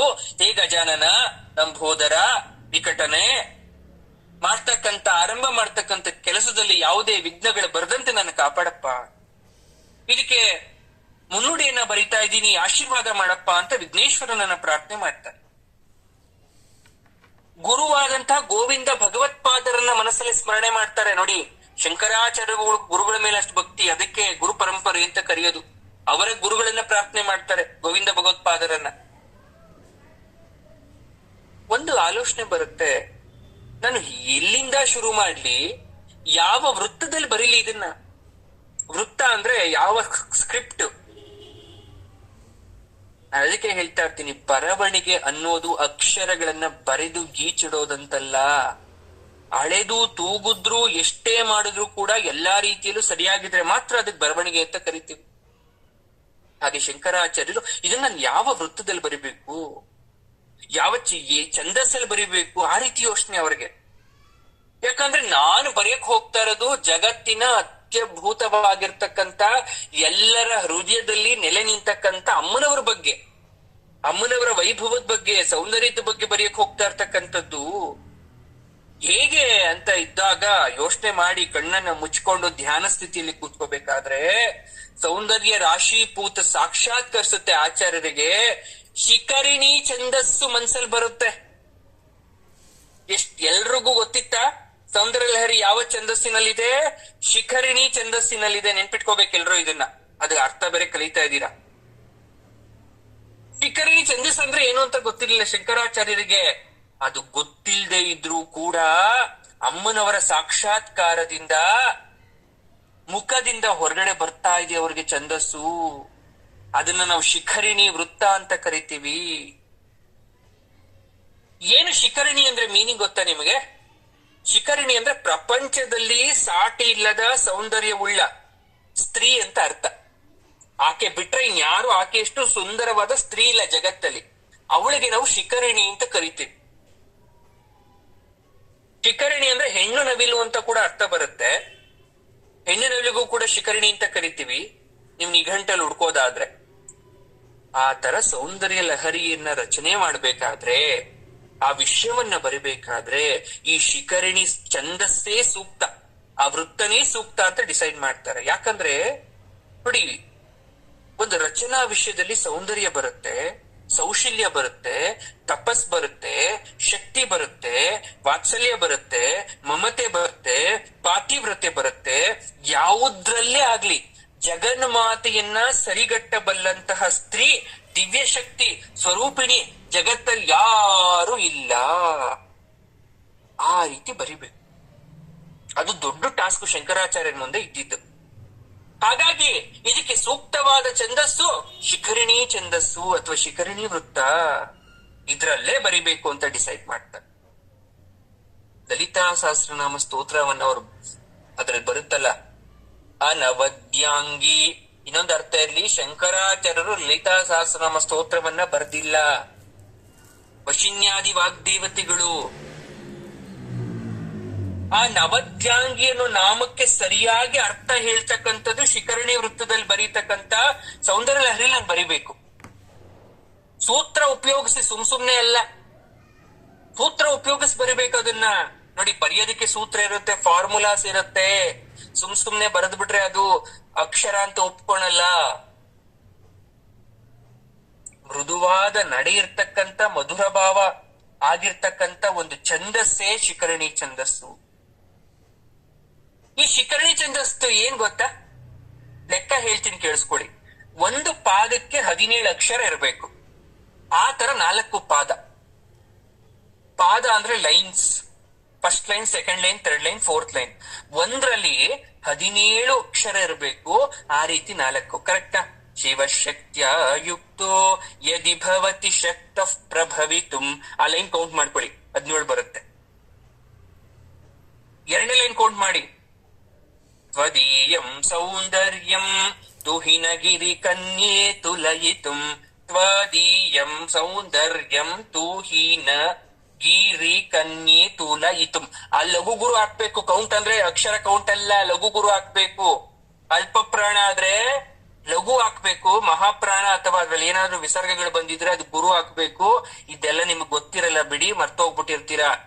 ಆಮೇಲೆ ಅದನ್ನ ಡಿವೈಡ್ ಮಾಡ್ಬೇಕು. ಗುರು ಲಘು 3 ಇರೆ. ಯಾವ ಗಣ ಅಂತ?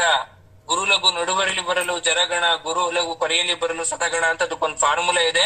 ಆ ಫಾರ್ಮುಲಾನ ಇನ್ಕ್ಲೂಡ್ ಮಾಡ್ಬೇಕು. ಆಮೇಲೆ ಸುಮ್ನೆ ನೋಡಿ, ಒಂದ್ ಅಕ್ಷರ ಬರಿಬೇಕು ಅಂದ್ರೆ ಎಷ್ಟೆಲ್ಲ ಇದೆ ಅಂತ. ಇದನ್ನ ಶಂಕರಾಚಾರ್ಯರು ಶಿಖರಿಣಿ ವೃತ್ತ ಶ್ಲೋಕವನ್ನ ಮಾಡ್ತಾರೆ. ಕಿಂಚಿತ್ತು ಲೋಪ ಆಗ್ಬಾರ್ದು ಅಂತ ಅನ್ಕೊಂತಾರೆ ಅವರು. ಆನಂದದಿಂದ ಶಂಕರಾಚಾರ್ಯರ ಮನಸ್ಸು ತುಂಬುತ್ತೆ. ಘಂಟೆ ಮೊಳಗಿಸ್ತಾರೆ. ಅನನ್ಯ ಅಸಾಮಾನ್ಯ ಸೌಂದರ್ಯ ಲಹರಿಯಾಗಿ ಕವಿತ್ವ ಅವರಲ್ಲಿ ಕ್ರಿಯೇಟ್ ಆಗತ್ತೆ. ಅಮ್ಮನವರು ಲಾಸ್ಯ ಮಾಡಕ್ಕೆ ಶುರು ಮಾಡ್ಬಿಡ್ತಾರೆ ಶಿಖರಿಣಿ ವೃತ್ತ ಶ್ಲೋಕಗಳಲ್ಲಿ. ತಾಯಿನೇ ಶ್ಲೋಕದಲ್ಲಿ ತಂದು ಕೂರಿಸ್ಬಿಡ್ತಾರೆ ಅವರು. ಹಾಗಾಗಿ ಈ ಸೌಂದರ್ಯ ಲಹರಿ ಶ್ಲೋಕವನ್ನ ಅವರೇ ನೆನಪು ಮಾಡ್ಕೊಂತ ಬರೆಯಕ್ ಶುರು ಮಾಡ್ತಾರೆ. ಮೊದಲನೇ ಪಾಠಕ್ಕೆ ಅಪ್ಪಣೆ ಕೊಡ್ತಾರೆ.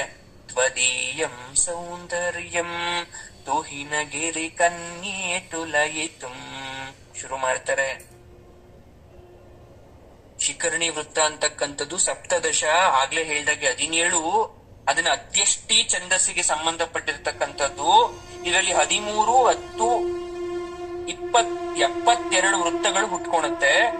ಅದು ಯ ಮ ನ ಸ ಭ ಅಂತಕ್ಕಂಥ ಗಣಗಳಿರುತ್ತೆ. ಇದ್ಯಾವುದು ನಿಮ್ಗೆ ಅರ್ಥ ಆಗದಿದ್ರು ಅರ್ಥ ಮಾಡ್ಕೊಳ್ಳಿ. ಶಂಕರಾಚಾರ್ಯರು ಬರಿಬೇಕಾದ್ರೆ ಯಾವೆಲ್ಲ ಟೆಕ್ನಿಕ್ಸ್ ನ ಯೂಸ್ ಮಾಡಿ ಬರೆದ್ರು. ಸುಮ್ನೆ ಬರೀಲಿಲ್ಲ ಅವರು, ಗ್ರಾಮ್ಯಾಟಿಕಲಿ ಬರೆದ್ರವರು. ನೋಡಿ, ಯತಿ ಅನ್ನೋದು ತೆಲುಗಲ್ಲಿ ಒಂದು ಪದ ಬರುತ್ತೆ. ಯತಿ ಅಂದ್ರೆ ಅಕ್ಷರಗಳ ಮೈತ್ರಿ ಅಂತ ಅರ್ಥ.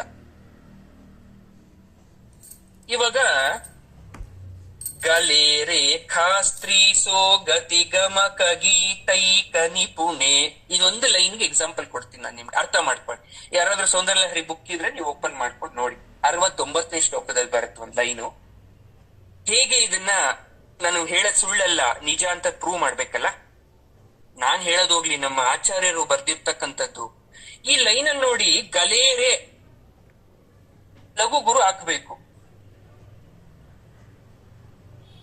ಸ್ತ್ರೀನೋ ಅದಕ್ಕೆಲ್ಲ ನೀವೇನಾದ್ರೂ ಲಘು ಗುರು ಹಾಕಿದ್ದೆ ಆದ್ರೆ ಯಗಣ ಮಗಣ ನಗಣ ಸಗಣ ಭಗಣ ವಗಣ ಬರುತ್ತೆ. ಹೇಗ್ ಬರುತ್ತೆ ಅಂದ್ರೆ, ಅದೇ ಹೇಳಿದ್ನಲ್ಲ, ಗುರು ಲಘು ಮೂರಿರೆ ಮನ ಗಣ, ಗುರು ಲಘು ನಡುವರಿ ಬರಲು ಜರಗಣ, ಗುರು ಲಘು ಕೊನೆಯಲ್ಲಿ ಬರಲು ಸತಗಣ ಅಂತ ಅದೊಂದು ಫಾರ್ಮುಲಾ ಇದೆ. ಆ ಫಾರ್ಮುಲಾ ಪ್ರಕಾರ ನಾವು ಡಿವೈಡ್ ಮಾಡ್ತೀವಿ. ಇದು ಬಂದ ಮೇಲೆ ಎಷ್ಟು ಅಕ್ಷರ ಆಯ್ತು ಅಂತ ನಾವು ಕೌಂಟ್ ಮಾಡ್ತೀವಿ. ಅದನ್ನ ಶಿಖರಣಿ ಛಂದಸ್ಸು ಅಂತ ಕರಿತೀವಿ. ಇದು ಅವರು ಶಿಖರಣಿ ಛಂದಸ್ಸಲ್ಲಿ ಬರ್ದಿದ್ದು ಸೌಂದರ್ಯ ಲಹರಿ ಶ್ಲೋಕಗಳನ್ನ. ಸಂಸ್ಕೃತದಲ್ಲಿ ತೆಲುಗುನಂತೆ ಪ್ರತಿಪಾದದ 2ನೇ ಅಕ್ಷರ ರಿಪೀಟ್ ಆಗಲ್ಲ.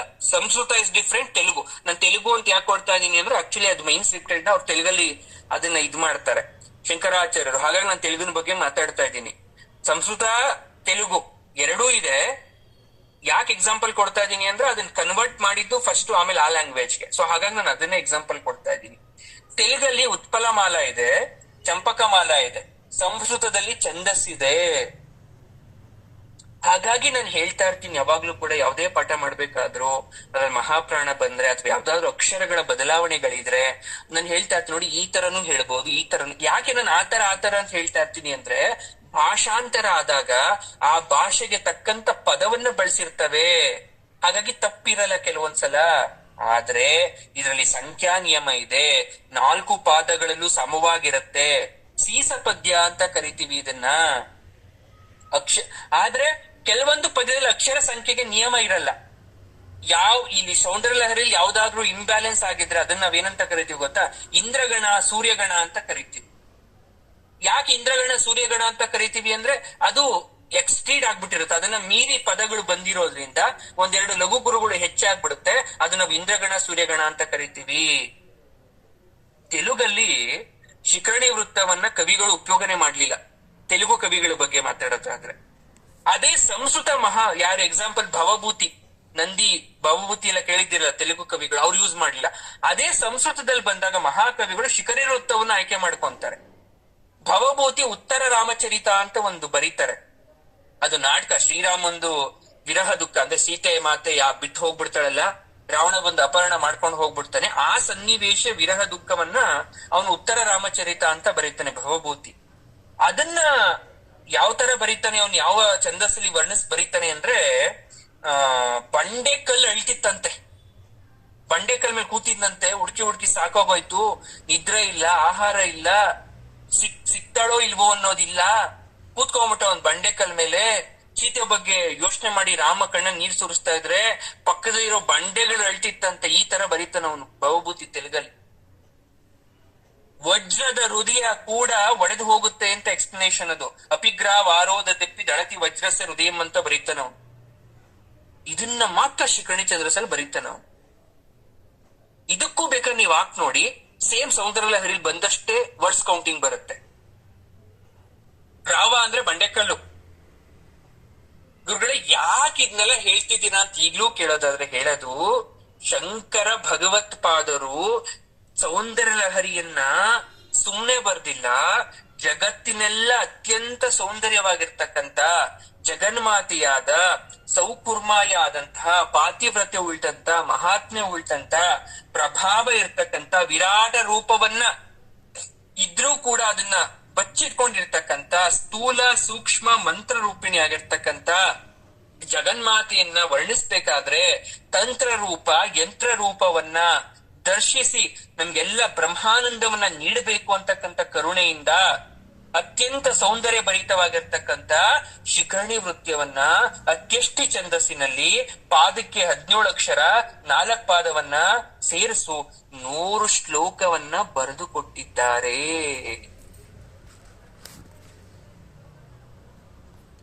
ನಾವು ಹೇಳೋ ರಾಗ ಬದಲಾವಣೆ ಆಗಬಹುದು, ಭಾವ ಬದಲಾಗಲ್ಲ. ಆ ಜಗದ್ಗುರುವಿನ ಕವಿತಾ ಶಕ್ತಿ ಕವಿತಾ ಝರಿಗೆ ಒಂದು ಒಳ್ಳೆಯ ಉದಾಹರಣೆ ಸೌಂದರ್ಯ ಲಹರಿ. ಸನ್ಯಾಸಿ ಅಂದ್ರೆ ಓದು ಬರಹ ಬರ್ದೇ ಇರೋನಲ್ಲ, ಕಾವಿ ತೊಟ್ಟು ಹಣ ಮಾಡಕ್ ನಿಂತಿರೋವನ್ನ ನಾವ್ ಯಾವತ್ತು ಗುರುಗಳು ಅಂತ ಕರೆಯಲ್ಲ. ಲೋಕಕ್ಕೆ, ವಿದ್ಯಾರ್ಥಿಗಳಿಗೆ ಜ್ಞಾನವನ್ನ ಹಂಚಬೇಕು ಅಂತ ಸರಿಯಾದ ರೀತಿಯಲ್ಲಿ ಪ್ರೊಸೀಜರ್ ಅಲ್ಲಿ ನಿಂತಿರ್ತಾರಲ್ಲ, ಅವರೇ ಸರಿಯಾದ ಗುರುಗಳು. ಅದರಲ್ಲಿ ಗುರು ಪರಂಪರೆಯಲ್ಲಿ ಮೊಟ್ಟ ಮೊದಲ ಗುರುನೇ ನಮ್ಮ ಆಚಾರ್ಯ ತ್ರಯರಾಗಿರ್ತಕ್ಕಂಥ ಶಂಕರಾಚಾರ್ಯರು. ಬ್ರಹ್ಮ ವಿಷ್ಣು ಮಹೇಶ್ವರರ ಶಕ್ತಿಯನ್ನ ಪಡೆದಂತ ಕವೀಶ್ವರರವರು.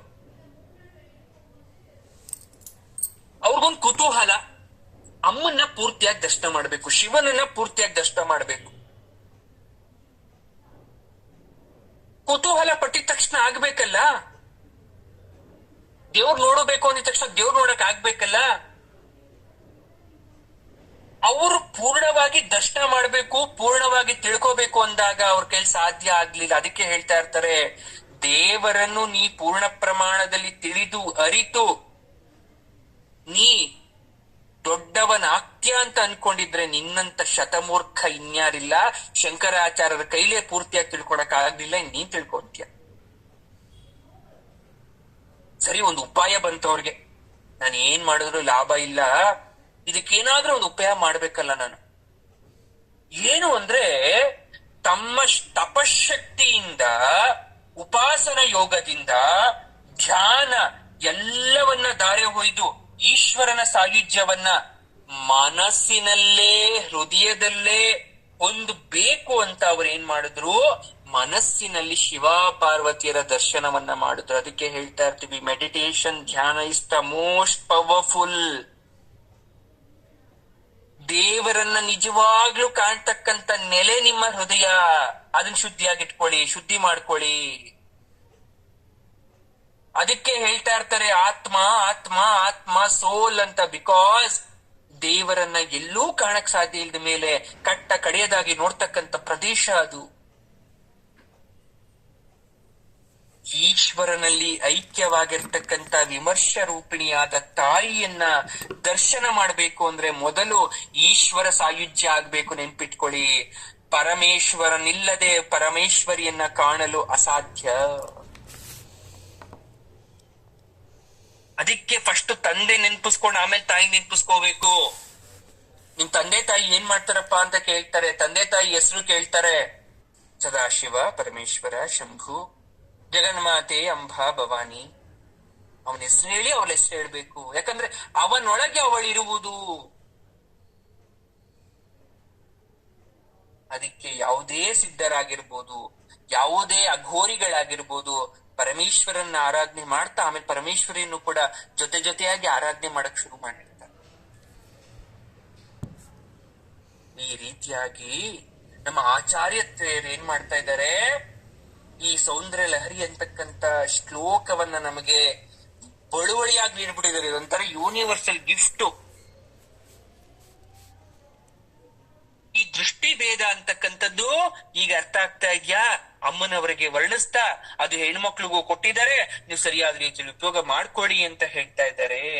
ಈ ವಿಶೇಷವಾಗಿರ್ತಕ್ಕಂಥ ಶ್ಲೋಕವನ್ನ 25 ದಿನಗಳ ಕಾಲ ದಿನಕ್ಕೆ 1000 ಬಾರಿ ಜಪವನ್ನ ಮಾಡಿದ್ದೆ ಆದ್ರೆ ನಿಧಿ ದರ್ಶನ ಅಂತ ಹೇಳ್ತಾರೆ. ಏನೋ ನಿಧಿ ಸಿಗುತ್ತೆ, ಅಥವಾ ನಿಧಿ ಏನಾದ್ರೂ ಅವಿತ್ಕೊಂಡ್ ಕೂತಿದ್ರೆ ಸಿಗುತ್ತೆ ಅನ್ನೋದನ್ನ ಹೇಳ್ತಾರೆ. ನಮ್ ನಿಧಿ ಸಿಗುತ್ತೋ ಸಿಗಲ್ವೋ, ಸಿಗದೆ ಇದ್ರೂ ಪರವಾಗಿಲ್ಲ, ಆ ತಾಯಿಯ ಒಂದು ಶಕ್ತಿ, ಆಕೆ ನೋಟ ಬೀರ್ಬಿಟ್ರೆ ನಮಗ್ ಸಾಕು. ಅಷ್ಟರಲ್ಲೇ ನಾವು ಏನ್ ಮಾಡೋಣ, ಖುಷಿ ಪಡೋಣ, ಭಕ್ತಿ ಶ್ರದ್ಧೆಗಳಿಂದ ಹೇಳ್ಬೇಕು. ಅದ್ರಲ್ಲೂ ಹೇಳ್ತಾರೆ, ಮಾನವ ಜನ್ಮ ಅಂತಕ್ಕಂಥದ್ದು ಮಹಾನಿಧಿ. ನಿಧಿ ಅಂದಿದ ತಕ್ಷಣ ನೀವು ಹಣ ಆಸ್ತಿ ಅಂತ ಅನ್ಕೋಬೇಡಿ, ಮಾನವ ಜನ್ಮನೇ ಮಹಾನಿಧಿ, ದೇವ್ರು ಕೊಟ್ಟಿದ್ದ ನಮ್ಗೆ. ಈ ಪವಿತ್ರ ಭಾರತ ದೇಶದಲ್ಲಿ ಜನ್ಮ ತಾಳದೆ ಒಂದು ಮಹಾನಿಧಿ. ಹಿಂದೂ ಧರ್ಮದಲ್ಲಿ ಹುಟ್ಟೋದೊಂದು ಮಹಾನಿಧಿ.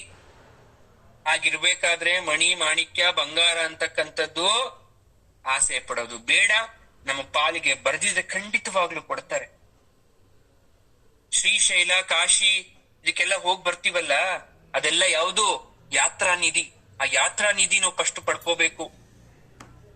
ನಿಧಿಗಾಗಿ ಪಶುಬಲಿ, ಶಿಶುಬಲಿ, ಕನ್ಯಾಬಲಿ, ಯುವಕ ಬಲಿ ಅಂತೆಲ್ಲ ಸನ್ಯಾಸಿಗಳ ಹೆಸರಲ್ಲಿ ಮಾಡ್ತಾ ಇದಾರಲ್ಲ, ನಿಜವಾಗ್ಲೂ ಅವೆಲ್ಲ ಕ್ರಿಮಿ ಕೀಟಗಳು.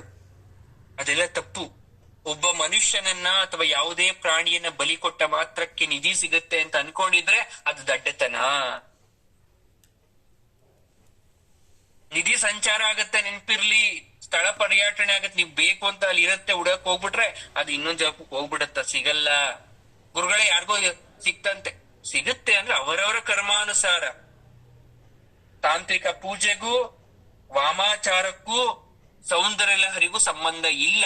ಆದ್ರೂ ಕೂಡ ಕೆಲವೊಂದ್ ಕಡೆ ಯಾಕೆ ಕೌಲರ ಬಗ್ಗೆ ಮೆನ್ಷನ್ ಮಾಡಿದ್ದಾರೆ ಅಂದ್ರೆ, ಅವರು ಇದನ್ನ ತಮ್ಮದೇ ರೀತಿಯಲ್ಲಿ ಉಪಯೋಗ ಮಾಡ್ತಾ ಇದ್ದಾರೆ. ನಾವು ಒಳ್ಳೆ ರೀತಿಯಲ್ಲಿ ಉಪಯೋಗ ಮಾಡೋಣ, ಒಳ್ಳೇದಕ್ಕೆ ಬಳಸೋಣ, ಅಮ್ಮನವರ ಮಹಿಮೆಯನ್ನ ತಿಳ್ಕೊಳ್ಳೋಣ, ಜೀವನದ ಗುಟ್ಟನ್ನ ತಿಳ್ಕೊಳ್ಳೋಣ, ಬದುಕನ್ನ ಸಾರ್ಥಕತೆ ಮಾಡ್ಕೊಳ್ಳೋಣ, ಅಷ್ಟು ಸಾಕು ನಮಗೆ.